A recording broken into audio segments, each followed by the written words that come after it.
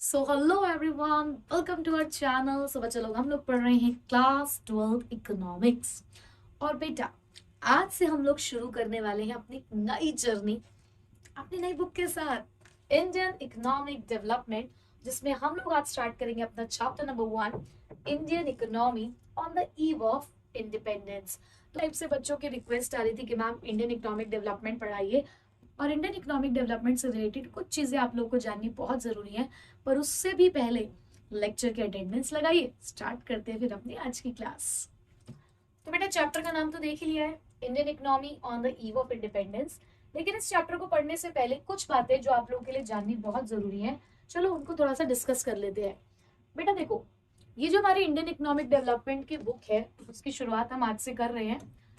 ये आपकी 40 मार्क्स की वेटेज रखती है। जिस तरीके से मैक्रो इकोनॉमिक्स आपकी 40 मार्क्स की है, ठीक उसी तरीके से इंडियन इकोनॉमिक डेवलपमेंट भी आपकी 40 मार्क्स की वेटेज रखती है।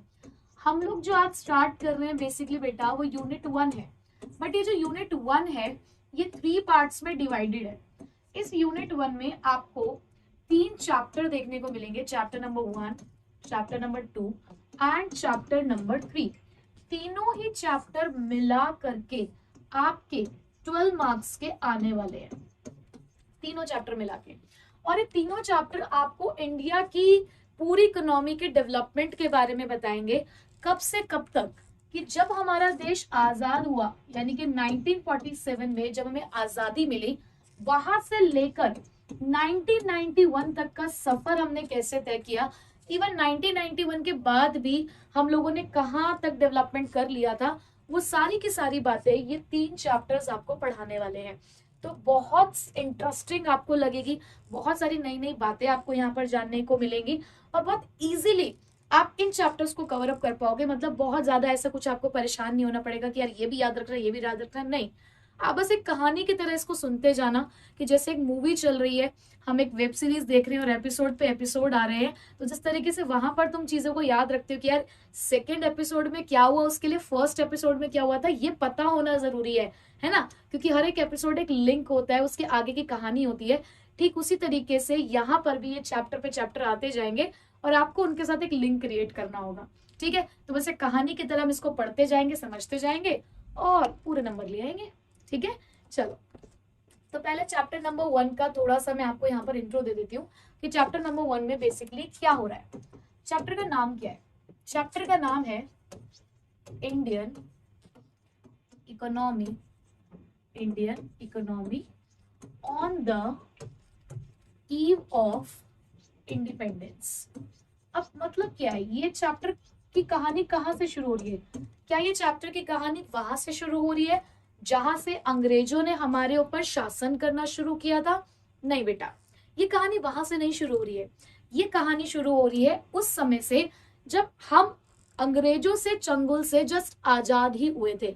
यानी कि जिस शाम हमें आजादी इंजॉय करने को मिल रही थी, उस शाम से हमारी कहानी शुरू हुई कि इंडिया की इकोनॉमी के क्या हालात थे। On the eve, on the eve मतलब उस समय पर जब हमें आजादी मिली थी, उस शाम, जिस शाम हमें यहाँ पर आजादी मिली, उस समय इंडिया के हालात कैसे थे। लेकिन उस समय के बारे में भी जानने से पहले ये पता होना चाहिए कि एक्चुअल में हम इस कंडीशन पे आए कैसे, ऐसा भी क्या हुआ था। तो आप सभी को ये पता होना चाहिए कि जैसे कोई चोर चोरी करने जाता है किसी घर में, क्या कोई चोर ऐसे घर में चोरी करने जाता है जहां पर उसको कुछ मिले ही ना? जिस घर में ना पैसा हो, ना सोना हो, ना चांदी हो, ना किसी भी तरीके के ऐसी प्रीशियस आइटम ना हो, क्या चोर उस जगह पर चोरी करने जाएगा या उस घर में घुसेगा? नहीं ना। या फिर एक ऐसे घर में घुसना पसंद करेगा जहां उसे पता है कि माल ही माल है, सोना चांदी पैसा सब कुछ उसे मिलने वाला है। ऐसी जगह पर ना उसकी नजरें उसी जगह पर होंगी, उसी को, उसी के यहाँ जाके वो लूटपाट मचाना चाहेगा। तो बस कुछ ऐसे ही हमारे इंडिया के साथ भी हुआ था। इंडिया सोने की चिड़िया कहलाने वाला देश, क्या ऐसे देश के ऊपर लोगों की गलत नजर नहीं होगी क्या? बिल्कुल थी। और कुछ ऐसे ही नजर कुछ ब्रिटिशर्स की हमारे देश पर पड़ी कि इंडिया, इंडिया तो एक प्रॉस्परस इकोनॉमी था, इंडिया एग्रेरियन इकोनॉमी था, जहां पे भरपूर मात्रा में एग्रीकल्चर का काम होता था, वेल नोन हैंडीक्राफ्ट इंडस्ट्रीज थी। हमारे यहाँ पर माना कि बहुत सारी इंडस्ट्रीज नहीं थी, लेकिन जो हैंडीक्राफ्ट इंडस्ट्री चल रही थी वो देश और दुनिया में मशहूर थी। बस इसी चीज को देखते हुए अंग्रेजों की गलत नजर हमारे देश पर पड़ी। एक जंग लड़ी गई ईस्ट इंडिया कंपनी बंगाल के बीच में, जिसके अंदर हमारा देश हार गया। एक लड़ाई हुई जिसका नाम था बैटल ऑफ प्लासी। एक लड़ाई हुई थी बेटा, बैटल ऑफ प्लासी, जो कि हुई थी 1757 में, जिसके अंदर हमारा देश हार गया था ईस्ट इंडिया कंपनी से। ठीक उसी समय पर ईस्ट इंडिया कंपनी ने हमारे देश में घुसपैठ करी, क्योंकि उसे पता था कि इंडिया के पास वो सारी चीजें थी जिसकी जरूरत उन्हें उस टाइम पर थी। पता है क्यों? क्यों वो इंडिया के अंदर ही अपना शासन करना चाहते थे? क्यों उन्हें इंडिया के अंदर ही एंटर करना था? क्योंकि उस टाइम पर ब्रिटेन के अंदर इंडस्ट्रियल रेवोल्यूशन चल रहा था। क्या चल रहा था बेटा? Industrial revolution. अब इंडस्ट्रियल रेवोल्यूशन का मतलब क्या होता है कि जगह जगह पर उनके यहाँ पर फैक्ट्रीज लगा दी जा रही थी, फैक्ट्रीज पे फैक्ट्रीज, फैक्ट्रीज पे फैक्ट्रीज लगे जा रही थी, यानी कि इंडस्ट्री पे इंडस्ट्री सेटअप हो रही थी। अब इंडस्ट्री का काम क्या है? इंडस्ट्री का तो काम है रॉ मटेरियल को फिनिश गुड्स में कन्वर्ट करना, यानी कि अगर आपके पास कॉटन है तो कॉटन को कॉटन क्लोथ्स में कन्वर्ट करना, सिल्क को सिल्क क्लोथ्स में कन्वर्ट करना, अगर आपके पास वुड है तो उसको फर्नीचर में कन्वर्ट करना। पर ये तो इंडस्ट्रीज है ना, इनका काम तो मैन्युफैक्चर करने का है, पर उसके लिए रॉ मटेरियल कहां से आएगा? तो यही नजर उनकी इंडिया पे पड़ी, क्योंकि इंडिया के अंदर प्लेंटी ऑफ नेचुरल रिसोर्सेज हैं, इंडिया के अंदर एग्रीकल्चर भरपूर मात्रा में होता है। तो ये सारी बातें ब्रिटेन को पता थी, इसीलिए उन्होंने एक साजिश रची। हमारे ही यहाँ के कुछ लोग जिन्होंने ब्रिटिशर्स के साथ हाथ मिला लिया था, जिसकी वजह से बेसिकली बैटल हम लोग हार गए थे, ताकि हम बैटल हार जाए और वो हमारी कंट्री में एंटर कर जाए। लालच दिया गया था किसी को कि तुम यहाँ पर हमारी मदद कर दो, हम तुम्हें राजा बना देंगे, ये कर देंगे, वो कर देंगे। तो ठीक है भाई, कर दी दगाबाजी, अपने ही लोग धोखा देते हैं हमें, पराए तो बाद में धोखा देंगे, पहले हमारा अपना ही हमें धोखा देता है। तो हमारे किसी अपने ने धोखा दिया, जिसकी वजह से बैटल ऑफ प्लासी हम हार गए और ब्रिटिशर्स को एक मौका मिल गया हमारे देश में घुसने का और अपनी जरूरतों को पूरा करने का, क्योंकि उनके यहाँ का इंडस्ट्रियल रेवोल्यूशन फेल हो जाता अगर उन्हें हमारे यहाँ से रॉ मटेरियल नहीं मिलता। तो इसी मेन पर्पस के लिए ब्रिटिशर्स हमारे देश में आए। और उसके बाद कब आजादी मिली थी बेटा? हमें आजादी मिली थी 1947 में, यानी कि लगभग 190 साल तक उन ब्रिटिशर्स ने हमारे ऊपर राज किया, हमें बहुत ज्यादा एक्सप्लॉइट किया। हमारी इकोनॉमी जो एक खुशहाल इकोनॉमी के नाम से जानी जाती थी, उसे एक बैकवर्ड इकोनॉमी, एक स्टेगनेंट इकोनॉमी बनाकर छोड़ दिया था। और सोचो, अभी हमें आजाद हुए भी उतने साल नहीं हुए हैं जितने साल हम उनके चंगुल में रहे थे। तो ये एक बहुत लंबा प्रोसेस है डेवलपमेंट का, कि इवन आज जो हम अपने देश को अगर देख भी रहे हैं ना, तो बहुत हद तक हम लोग आज डेवलपमेंट कर चुके हैं। जितना वो बर्बाद करके गए थे उससे तो फिर भी हम लोगों ने बहुत डेवलपमेंट कर लिया है। ठीक है, तो चलो शुरुआत करते हैं अब इस चैप्टर की और समझते हैं कि क्या क्या चीजें इसके अंदर है। एक मैंने आपको बैकग्राउंड दे दिया है कि बेसिकली क्या चल रहा था। तो देखो बेटा जरा, the structure of the present day Indian economy is not just of the current making, it has a deep root in the history. आज का जो भारत देश आप देख रहे हो, ये भारत देश हमेशा से ऐसा नहीं रहा था। इसके पीछे बहुत सारे राज छुपे हैं, बहुत सारी कहानियां हैं। आप कह सकते हो कि हमारे भारत देश की बहुत सारी स्ट्रगल स्टोरीज हैं, जिसको आज आप ऐसा देख पा रहे हो। उन स्ट्रगल्स को पार करके आज हमारा देश यहाँ तक पहुंचा है। Its roots are specially linked to the period when the India was under the British rule. और ये उस टाइम की बात है जब हमारे यहाँ पर ब्रिटिशर्स शासन किया करते थे, which continued almost 2 centuries, जो लगभग 2 सेंचुरीज तक चला। जैसे कि मैंने आपको बोला है कि 190 साल तक, और बुक्स में अगर आप देखेंगे तो उसमें लिखा होता है कि 200 years तक ब्रिटिशर्स ने हमारे ऊपर शासन किया। To understand the different phases of the economic development, it is important to study the condition of India's economy before the independence. तो अगर आप ये जानना चाहते हो कि हमारे इकोनॉमिक डेवलपमेंट कैसा हुआ है, तो पहले आपको उनके पीछे की स्टोरी जाननी होगी कि इंडिपेंडेंस के टाइम पे हम क्या थे, कैसे थे, किस तरीके से हमने अपने आप को डेवलप किया है। तो धीरे धीरे वन बाय वन आपको उन चीजों को समझना होगा। सो studying the economy on the eve of independence help us. तो जब आप इस स्टोरी को पढ़ोगे तो आपको क्या क्या पता चलेगा, बेसिकली क्या क्या एस्पेक्ट हम लोग कवर करेंगे। सबसे पहले तो हमें ये पता चलेगा कि इकोनॉमिक कंडीशंस हमारी कैसी थी, हमारे इकोनॉमिक हालात कैसे थे ड्यूरिंग द कॉलोनियल रूल। अब कॉलोनियल रूल क्या होता है बेटा? देखो एक बात मैं आपको बताती हूँ, यहाँ पे समझो जरा। ठीक है, ये एक ब्रिटिशर है और ये मान लो ये हमारा इंडिया है। उस टाइम पर हमारी जो सरकार थी वो ब्रिटिशर्स की बन चुकी थी। तो ब्रिटिशर्स हमारे ऊपर राज कर रहे थे, हमारे ऊपर शासन कर रहे थे। उन्होंने इंडिया में अपने बहुत सारे लोग अलग अलग पोस्ट पर बिठा दिए, अलग अलग जगहों पर, और हमारे यहाँ पर अपनी एक कॉलोनी बना ली। अपनी क्या बना ली बेटा? अपनी एक कॉलोनी बना ली। और उस कॉलोनी को चलाने वाले भी कौन थे? वो खुद ही थे। तो कॉलोनियल गवर्नमेंट का मतलब होता है बेटा, जो सरकार, जो लोग अपनी एक कॉलोनी यानी कि अपना एक साम्राज्य बना लेते हैं और उन्हीं के बताए गए नियम कानूनों को उस देश में जब फॉलो किया जाता है तो उसे हम बोलते हैं कॉलोनियल गवर्नमेंट। ठीक है, यानी कि जिस भी सरकार को हम फॉलो करेंगे, जिस भी सरकार के ज्यादा से ज्यादा लोग अलग अलग पोजीशंस पर बैठ जाएंगे और उन्हीं के नियम कानून अगर चलने शुरू हो जाएंगे तो हम उसे क्या बोलने लग जाते हैं? Colonial government. ठीक है, तो उस कॉलोनियल रूल के टाइम पर हमारी इकोनॉमिक कंडीशन कैसी थी? इम्पैक्ट क्या था? ब्रिटिशर्स ने बहुत सारी पॉलिसी यहाँ पर इंप्लीमेंट करी, तो उसका क्या इम्पैक्ट रहा?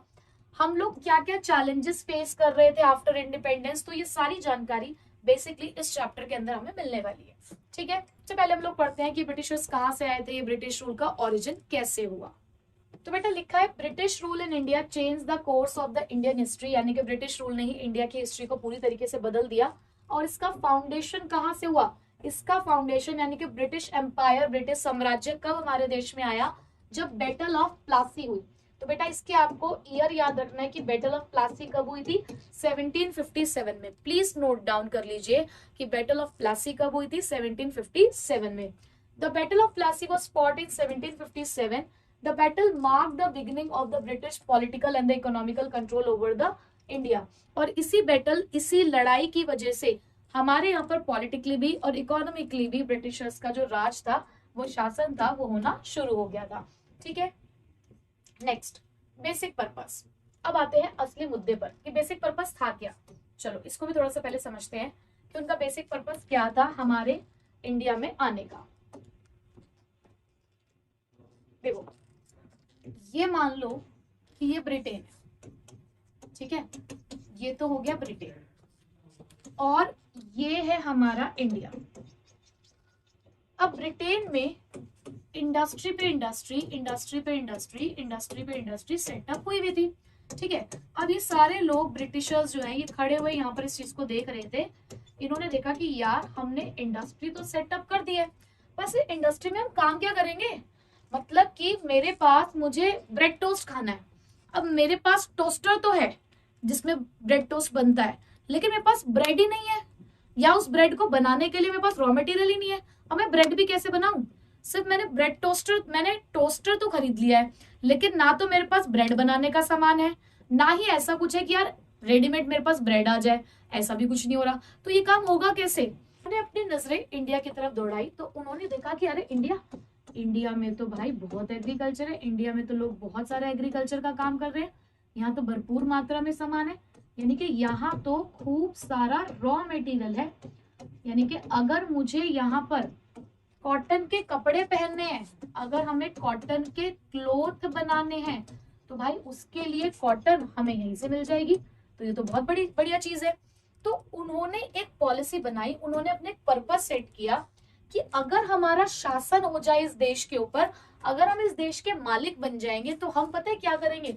हम इनके यहाँ से सारा का सारा ये रॉ मटेरियल जो है ना, ये जितने भी एग्रीकल्चर से ये लोग रॉ मटेरियल जनरेट कर रहे हैं, ये सारा का सारा रॉ मटेरियल हम लोग अपने यहाँ पे ले आएंगे। यानी कि जैसे कि हम इनके यहाँ से कॉटन ले आएंगे, हम इनके यहाँ से सिल्क वगैरह ले आएंगे, और उन्हीं सब सामान को, उन्हीं सब चीजों को अपनी इंडस्ट्री की हेल्प से फिनिश गुड्स में बदलेंगे, और वो फिनिश गुड्स इनके यहाँ पर बेच देंगे। वही फिनिश गुड्स यानी कि कॉटन बना के कॉटन क्लोथ्स, सिल्क बना के सिल्क क्लोथ्स इनके यहाँ पर बेच देंगे।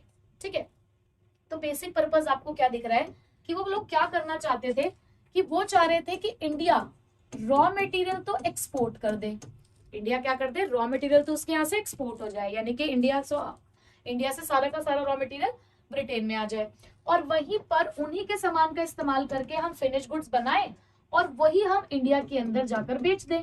यानी कि इंडिया इंपोर्ट करने लगे फिनिश गुड्स का।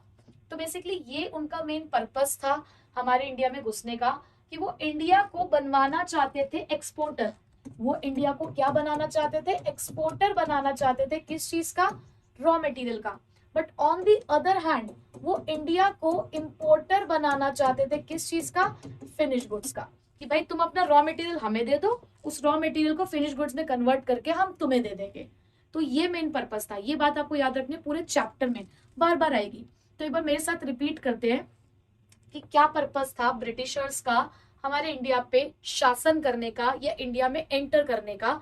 कि क्योंकि इंडिया के पास नेचुरल रिसोर्सेज की कमी नहीं थी, इंडिया के पास भर भर के रॉ मटेरियल था, उस रॉ मटेरियल की जरूरत इन्हें अपनी इंडस्ट्री के अंदर थी। तो ये चाहते थे कि इंडिया एक्सपोर्टर बन जाए रॉ मटेरियल का और सारा का सारा रॉ मटेरियल इन्हें दे दे, जिसको फिनिश गुड्स में कन्वर्ट करने के बाद ये इंडिया की मार्केट्स में ही अपने उस सामान को बेच दे, यानी कि इंडिया इंपोर्टर बन जाए फिनिश गुड्स का। ठीक है, तो ये कुछ बातें हमें यहाँ पर बताई गई। देखो जरा क्या लिखा हुआ है। द मेन ऑब्जेक्टिव और the sole purpose of the British colonial rule in India was not the development of India. पहली बात तो ये कि कोई चोर अगर चोरी करने के लिए आपके घर में घुस रहा है, आपका सामान लेकर जाना चाहता है, एक गलत मकसद से आपके यहाँ पर घुसा है, तो वो आपके डेवलपमेंट के लिए तो नहीं घुसा, उसे अपना ही कोई पर्पस सर्व करना होगा, है ना। तो बेसिकली यहाँ पर इंडिया के अंदर ब्रिटिशर्स का एंटर होना कोई डेवलपमेंट ऑफ इंडिया के बारे में नहीं था। The main aim was to make India a supplier of the raw material. वो इंडिया को बेसिकली सप्लायर यानी कि एक्सपोर्टर बनाना चाहते थे रॉ मटेरियल का for Great Britain's rapidly expanding industry, क्योंकि ग्रेट ब्रिटेन में ज्यादा से ज्यादा इंडस्ट्रीज लग रही थी। And India was use to provide, और इंडिया उन्हें क्या दे रहा था, इंडिया उनकी इंडस्ट्री के लिए रॉ मटेरियल दे रहा था, और साथ ही साथ इंडिया एक उन्हें मार्केट भी दे रहा था for the British manufacture goods, कि ब्रिटिशर्स ने जो गुड्स बना दिए हमारे रॉ मटेरियल की मदद से, उसके बाद वही प्रोडक्ट्स को बेचने के लिए उनको एक मार्केट, एक जगह भी मिल रही थी जहां पर तुरंत वो अपना सामान लाते और बेच देते। ठीक है, सो ब्रिटिश पॉलिसीज, अब यहाँ पे आपको ध्यान रखना है, so British policies were designed mainly to benefit the Britain's industry growth rather than India's economic progress. तो वो तो अपनी इंडस्ट्री को ग्रो करना चाहते थे, उनका पर्पस सिर्फ अपनी इंडस्ट्री को डेवलप करने का था, हमसे उन्हें कोई भी लेना देना नहीं था। ठीक है, तो अब हम पढ़ते हैं कि भाई ठीक है, ब्रिटिशर्स आ गए, ब्रिटिशर्स जो करके चले गए सो हो गया, बट उनके आने से पहले हमारी इकोनॉमी कैसी थी, क्या फीचर्स थे हमारी इकोनॉमी के, पहले हम जरा वो भी जान लेते हैं। तो इंडिया बिफोर ब्रिटिश रूल की अगर मैं बात करूं तो हमारी इकोनॉमी के कुछ कैरेक्टरिस्टिक्स है, जैसे कि प्रॉस्परस इकोनॉमी, एग्रेरियन इकोनॉमी। ये दो पहले फीचर्स पढ़ लेते हैं, फिर तीसरे पे आएंगे। प्रॉस्परस, प्रॉस्परस का मतलब क्या होता है, खुशहाल। हमारी खुशहाल इकोनॉमी थी, मतलब एक होता है ना कि यार हम सेटिस्फाइड है, चाहे हम थोड़ा कम पैसा कमा रहे हैं पर एटलीस्ट हम खुश हैं। मैं चाहे यहाँ पर बहुत ज्यादा पैसा ना कमा रही हूँ, लेकिन मुझे लगता है कि यार अगर मैं अपने बेसिक नीड्स को पूरा कर पा रही हूँ, मेरी फैमिली मेरे साथ खुश है, तो मुझे नहीं चाहिए बहुत ज्यादा पैसा। मुझे ऐसा पैसा नहीं चाहिए जो मैं अपने अपनों के साथ समय ना बिता पाऊं, मैं उनके चेहरे पे खुशी ना देख पाऊं, तो ऐसे पैसे का मैं क्या करूंगी। तो इंडिया का यही पर्सपेक्टिव था कि यार ठीक है, हमारे यहाँ पे बहुत ज्यादा इंडस्ट्रीज नहीं है, हम मानते हैं इतने भी ज्यादा हम डेवलप्ड नहीं है, बट एटलीस्ट हम जो भी कुछ कर रहे हैं उसमें इतना है कि हमारे परिवार का पेट जो है वो पाला जा रहा है, मतलब सभी लोगों को अच्छा खाना पीना मिल रहा है, अपनी जो नीड्स है एटलीस्ट हम उतने सेटिस्फाई कर रहे हैं, हमें किससे पैसे लेना नहीं पड़ रहा। तो इस मामले में हम कह सकते हैं कि हम खुशहाल थे, प्रॉस्परस थे। सो India was an independent, self reliant and prosperous economy. मतलब हम एक तो आजाद थे, अपनी मर्जी से काम कर रहे थे, सेल्फ रिलायंट। अब सेल्फ रिलायंट का मतलब ये नहीं कि हमारे पास सब कुछ था, मैं ये बिल्कुल नहीं कह रही कि हमारे पास सब कुछ था, कुछ चीजों की कमी थी, बट हमें वो कमी महसूस नहीं हो रही थी, हमें लगता था कि यार जितना हमें चाहिए उतना हमारे पास है, तो हम खुशहाल थे। Economic activities were well developed and the country enjoyed the prosperity. और उस टाइम के हिसाब से अगर मैं बात करूं तो प्रोस्पेरिटी एंजॉय कर रहे थे, इकोनॉमिक कंडीशंस हमारी ठीक चल रही थी। People largely dependent on locally produce goods and services. अब वही ना कि हमने भी बाहर की दुनिया देखी नहीं थी, तो हमारी जो छोटी सी दुनिया थी हम तो उसी में खुश थे, हमें नहीं देखना था बाहर क्या हो रहा है, हमें लग रहा था कि ठीक है हमारे पास लोकली जितने भी रिसोर्सेज अवेलेबल है, जो चीजें अवेलेबल है, उसी से हमारा काम चल रहा है। ठीक है, तो पहले तो प्रॉस्परस थे। फिर एग्रेरियन, एग्रेरियन का मतलब होता है कि ज्यादा से ज्यादा हम अपने यहाँ पर एग्रीकल्चर का काम करते थे, यानी कि जो मेनली एक्टिविटीज हो रही थी हमारे यहाँ पर वो एग्रीकल्चर की एक्टिविटीज थी। So India was mainly an agrarian economy. Agriculture was the primary source of livelihood. यानी कि जीने के लिए जो एकमात्र सहारा था, जो प्राइमरी सोर्स था, वो क्या था? हमारा एग्रीकल्चर। क्यों? क्योंकि यहाँ पर ज्यादातर लोग एग्रीकल्चर का काम करते थे, खेती बाड़ी करते थे, क्योंकि बहुत ज्यादा इंडस्ट्रीज हमारे यहाँ पर नहीं थी। Most people were engage in the farming and related activities, यही या तो फार्मिंग करते थे या उससे जुड़ी हुई एक्टिविटीज यहाँ पर की जाती थी। ठीक है, तो ये 2 पॉइंट सबसे पहले कि प्रॉस्परस इकोनॉमी थी, सेल्फ रिलायंट थे, हम लोग प्रॉस्परस थे और इंडिपेंडेंट थे।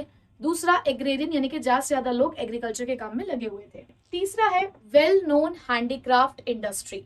अब हमारे यहाँ पर ये थी हमारी सबसे स्ट्रॉन्ग चीज, जिसको जो ब्रिटिशर्स को खटक रही थी सबसे ज्यादा, हैंडीक्राफ्ट इंडस्ट्रीज, यानी कि ऐसी इंडस्ट्रीज जहां पर काम ज्यादा से ज्यादा हाथों से किया जाता है। क्योंकि हमारे पास मशीनरी वगैरह इतनी नहीं थी, तो हमें तो अपने हाथों से ही सब कुछ करना पसंद था और उसी से हम बहुत कुछ कर लिया करते थे। और देश और दुनिया में हमारे यहाँ के हैंडीक्राफ्ट इंडस्ट्रीज के प्रोडक्ट्स फेमस थे। बहुत ज्यादा हैंडीक्राफ्ट प्रोडक्ट्स का एक्सपोर्ट किया जाता था और यही सबसे बड़ी स्ट्रेंथ थी हमारी इंडियन इकोनॉमी की। लेकिन ब्रिटिशर्स को ये दिख रहा था कि यार यही है वो चीज जो हम ब्रिटिशर्स को फिर से यहाँ से बाहर निकाल सकती है। तो आगे जाके हम पढ़ेंगे कि उन्होंने हमारी इंडस्ट्रीज के साथ क्या किया। लेकिन फिलहाल उनके आने से पहले हमारे यहाँ पर बहुत बढ़िया हैंडीक्राफ्ट इंडस्ट्रीज थी जो कि वर्ल्ड में फेमस थी। और इन हैंडीक्राफ्ट इंडस्ट्री के अंदर cotton textile, silk textile, metal work का काम, प्रीशियस स्टोन्स हुआ करते थे हमारे यहाँ पे, उसका काम होता था। तो ये बहुत ज्यादा फेमस था। पूरे वर्ल्ड वाइड मार्केट के अंदर इन प्रोडक्ट्स को एंजॉय किया जाता था। क्यों? क्योंकि हमारे प्रोडक्ट्स की क्वालिटी बहुत अच्छी थी, हाई स्टैंडर्ड की क्राफ्टमैनशिप, मतलब जो कारीगरी की जाती थी, इतनी बारीकी की कारीगरी, इतनी साफ सफाई के साथ, मतलब क्वालिटी वर्क बिल्कुल हम लोग यहाँ पर दिया करते थे। एक्सीलेंट फिनिशिंग और स्किल्ड लेबर थी हमारे यहाँ पर।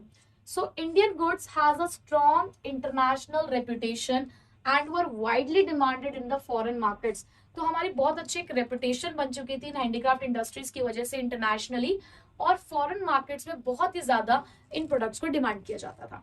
ठीक है, तो प्लीज आप लोगों को मेरे साथ एक बार याद रखना है कि क्या थी हमारी इकोनॉमी, हमारी इकोनॉमी के क्या फीचर्स रहे थे ब्रिटिशर्स के आने टाइम पर, यानी कि उन्होंने क्या देखा था हमारी इंडियन इकोनॉमी के अंदर कि हमारी इंडियन इकोनॉमी प्रॉस्परस है, इंडिपेंडेंट है, सेल्फ रिलायंट है। ठीक है, दूसरा एग्रेरियन इकोनॉमी है, ज्यादा से ज्यादा लोग एग्रीकल्चर के काम में लगे हुए थे। तीसरा वेल नोन हैंडीक्राफ्ट इंडस्ट्री थी हमारे यहाँ पर, यानी कि वर्ल्ड वाइड हमारे हैंडीक्राफ्ट इंडस्ट्रीज के प्रोडक्ट जैसे cotton textile, silk textile, metal work होता था, प्रीशियस स्टोन वर्क किया जाता था, फाइन क्वालिटी थी, क्राफ्टमैनशिप बहुत अच्छी थी, फिनिशिंग हम बहुत अच्छी देते थे, जिसकी वजह से बहुत अच्छी हमारी इंटरनेशनली जो रेपुटेशन थी वो एस्टैब्लिश हो गई थी। ठीक है, अब आता है बेटा next topic, focus of the economic policies pursued by the colonial government in India. अब जो इन्होंने पॉलिसी हमारे यहाँ पर इंप्लीमेंट करी, उसका क्या फोकस था, क्या मेन उनका क्राइटेरिया था। तो मैं वैसे आपको बता चुकी हूँ कि बेसिक कंटेक्स्ट क्या है, क्या पॉलिसी है, क्या एम था उन लोगों का। तो वही सारी बातें यहाँ पर लिखी हुई हैं, बस उनके शब्द यहाँ पर बदल दिए गए हैं। देखो जरा, the economic policies followed by the colonial government were mainly focused on, अब यहाँ पे 2 वर्ड्स आ रहे हैं, mainly focused on protecting and promoting the economic interest of the Britain, their home country। अभी याद करो, मैंने थोड़ी देर पहले आपको एक स्टोरी सुनाई है। ये यहाँ पर 2 वर्ड यूज हुए, प्रोटेक्टिंग एंड प्रमोटिंग। अब इस पूरे सिनारियो के अंदर आपको क्या लग रहा है कि ब्रिटेन किस तरीके से अपने आप को प्रोटेक्ट और प्रमोट कर रहा है? जरा देखो मेरे साथ एक बार। मैंने आपसे ये बोला कि ये ब्रिटेन है, ये ब्रिटेन है, और इस ब्रिटेन के अंदर बहुत सारी इंडस्ट्रीज सेटअप हो चुकी हैं। अगर इंडस्ट्रीज को रॉ मटेरियल नहीं मिलता तो आप मुझे बताइए कि क्या ये इंडस्ट्री किसी काम की रह पाती? ये जो इन्होंने बड़ी बड़ी इन्वेस्टमेंट कर ली होगी इन मशीनों के अंदर, इंडस्ट्री को सेटअप करने के अंदर, अगर इनको सही टाइम पर रॉ मटेरियल नहीं मिलता तो क्या ये इंडस्ट्रीज सक्सेसफुल या इनका इंडस्ट्रियल रेवोल्यूशन सक्सेसफुल हो पाता? नहीं। तो बेसिकली ब्रिटेन चाहती थी कि हम अपनी इंडस्ट्रीज को प्रोटेक्ट करें। ठीक है, ये इनको प्रोटेक्ट करना चाहते थे। अब प्रोटेक्ट करने के लिए ही उन्होंने जब इंडिया को देखा और उन्हें पता चला कि वो सारा रॉ मटेरियल तो इंडिया से ही आ सकता है, तो इन्होंने इंडिया से चलो रॉ मटेरियल तो ले आए, ये इंडिया से रॉ मटेरियल तो ले आए। अब दूसरी इनके सामने समस्या क्या आई कि भाई रॉ मटेरियल आ गया है, सामान भी बन गया है, हमने यहाँ पर सामान भी बना लिया है, लेकिन इस सामान को बेचने के लिए कहाँ जाए? हमें इस सामान को बेचने के लिए एक मार्केट चाहिए, एक जगह चाहिए। तो बेसिकली ये अपने प्रोडक्ट को प्रमोट करना चाहते थे ताकि ये उसको बेच पाए, इन्हें एक मार्केट चाहिए थी ना। तो ये अपने फिनिश प्रोडक्ट्स को क्या करना चाहते थे? प्रमोट करना चाहते थे बेचने के लिए। तो वो इन्हें कहाँ जाकर मिला? वो उन्हें इंडिया के अंदर जाकर ही मिला। इंडिया के अंदर इन्हें वो मार्केट मिल गई जहां पे जाके ये अपने फिनिश गुड्स को बेच सकते थे। तो बेसिकली वो जितनी भी पॉलिसीज बना रहे थे उसके दो पर्पस थे, अपनी इंडस्ट्रीज को प्रोटेक्ट करना, फिर उन्हें इंडस्ट्री में बने हुए फिनिश प्रोडक्ट्स को आगे प्रमोट करना बेचने के लिए, ताकि उनको फायदा हो। तो यही बात यहाँ पर बेटा जी लिखी हुई है कि वो प्रोटेक्ट करना चाहते थे, प्रमोट करना चाहते थे अपना खुद का इकोनॉमिक इंटरेस्ट, अपनी होम कंट्री को ही उन्हें आगे बढ़ाना था।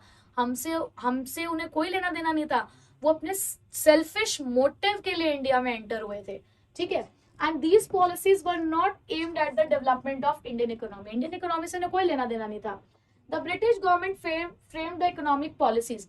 अब उन्होंने जो इकोनॉमिक पॉलिसीज बनाई for the benefit of British industries and business, British industries के बेनिफिट के लिए, अपने यहाँ पर रॉ मटेरियल लेकर आने के लिए, अपने इकोनॉमिक गोल्स को इंक्रीज करने के लिए। तो यही काम करना था उन्हें, जो उन्होंने अपनी पॉलिसी से कर भी दिया था। And as a result India's economic development was largely neglected during the colonial rule. और इसी की वजह से कॉलोनियल रूल के टाइम पर हमारा डेवलपमेंट बिल्कुल उन्होंने इग्नोर कर दिया, ठीक है। चल आगे बढ़ते हैं। नेक्स्ट टॉपिक है impacts of economic policies of colonial government in India. मतलब कि जो भी उन्होंने पॉलिसीज हमारे यहाँ पर इम्प्लीमेंट करी थी, अब उसका क्या इम्पैक्ट रहा हमारी इकोनॉमी के अंदर। So such policies brought a fundamental change in the structure of Indian economy. अब इन पॉलिसीज का सबसे बड़ा जो चेंज रहा वो हमारी इंडियन इकोनॉमी के स्ट्रक्चर में चेंज करना था। यानी कि इन्होंने हमारा स्ट्रक्चर चेंज कर दिया। हम लोग जो एग्रीकल्चरल आउटपुट जनरेट कर रहे थे, अपना खुद के सामान को ही हमें कह सकते हो कि किसी दूसरे देश से खरीदना पड़ रहा था। एक ऐसी सिचुएशन इन्होंने हमारे सामने यहाँ पर लाकर खड़ी कर दी थी। एक टाइम पर फूड ग्रेन्स हमारे यहाँ पर अच्छा खासा होता था, लेकिन इन्होंने ऐसी सिचुएशन लाके खड़ी कर दी कि वो फूड ग्रेन्स भी हमें बाहर के देश से खरीदना पड़ रहा था। तो इन्होंने हमारे यहाँ पर एक फंडामेंटल चेंज किया, हमारा स्ट्रक्चर बदल दिया। और आपको ये याद रखना है कि वो स्ट्रक्चर बेसिकली क्या था। वो स्ट्रक्चर कुछ ऐसा था कि ये इंडिया और ये ब्रिटेन, इन दोनों के बीच में आखिरकार हो क्या रहा है। ये हो रहा है कि इंडिया से रॉ मटेरियल जा रहा है, यानी कि इंडिया एक्सपोर्टर बनता जा रहा है रॉ मटेरियल का, बदले में ब्रिटेन से फिनिश गुड्स आ रहे हैं, यानी कि वो इंपोर्टर बनता जा रहा है फिनिश गुड्स का, ठीक है। तो बेसिकली ये चल रहा था कि इंडिया एक्सपोर्टर बन गया किसका? रॉ मटेरियल का, और ब्रिटेन से यहाँ पर फिनिश गुड्स लेकर आए जा रहे थे, यानी कि इंपोर्टर बन चुका था फिनिश गुड्स का। तो यही आपको यहाँ पे पढ़ने को मिलेगा।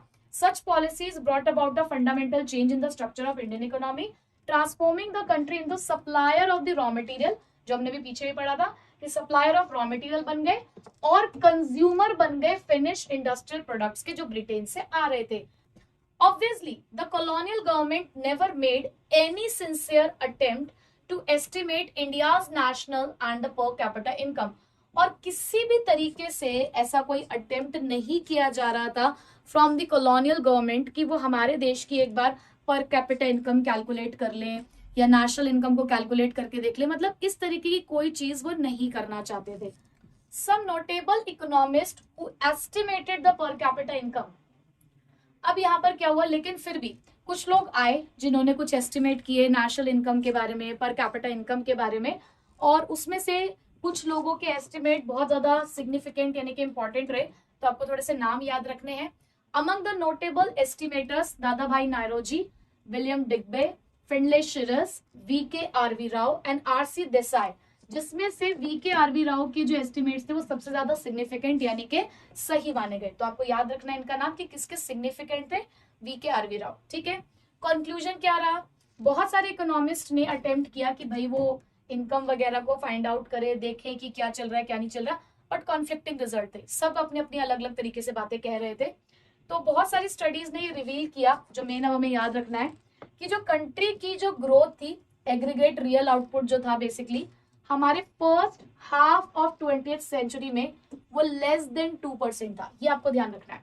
कंट्री का जो ग्रोथ था रियल आउटपुट के टर्म्स में first half of 20th century वो 2% से भी कम रहा था, और साथ ही साथ ना के बराबर अगर मैं कहूं तो मीगर 0.5% ग्रोथ हमें देखने को मिली per capita output per year की। ठीक है, तो per capita output per year बात करूं तो वो लेस देन कह सकते हो कि 0.5% था, ग्रोथ रेट लेस देन 2% था। तो यहां तक की बातें आपको ध्यान रखनी है। तो आज बेटा हम लोगों ने इस चैप्टर का एक बेसिक इंट्रोडक्शन लिया। फिलहाल हम लोगों ने ये समझ लिया है ब्रिटिशर्स कब आए, क्यों आए, क्या मेन पर्पस था, क्या उनके दो मोटिव थे जिसकी वजह से वो हमारे यहाँ पर एंटर कर रहे थे, हम लोगों ने किस तरीके से कैलकुलेट करा होगा, उसके बाद पर कैपिटा इनकम और नेशनल इनकम को कैलकुलेट करने के किसने यहाँ पर कोशिश करी, किसके जो एस्टिमेट्स थे वो ज्यादा सिग्निफिकेंट माने गए, बेसिक पर्पस क्या था ब्रिटिशर्स का हमारे यहाँ आने का, और उनके आने से पहले हमारी कंडीशन क्या थी, वो सारी बातें हम लोगों ने यहाँ पे पढ़ ली है। तो एक बार अपनी बुक में से रीड कर लेना, एनसीईआरटी हो तो एनसीईआरटी में से रीड कर लेना। ठीक है, नेक्स्ट क्लास में इस चैप्टर को थोड़ा और आगे बढ़ाएंगे और कुछ और इंटरेस्टिंग फैक्ट्स जो है हमारी इंडियन इकोनॉमिक डेवलपमेंट के बारे में वो हम लोग पढ़ेंगे। ठीक है, सो मिलती हूँ नेक्स्ट क्लास में नेक्स्ट लेक्चर के साथ। So till then take care, bye bye.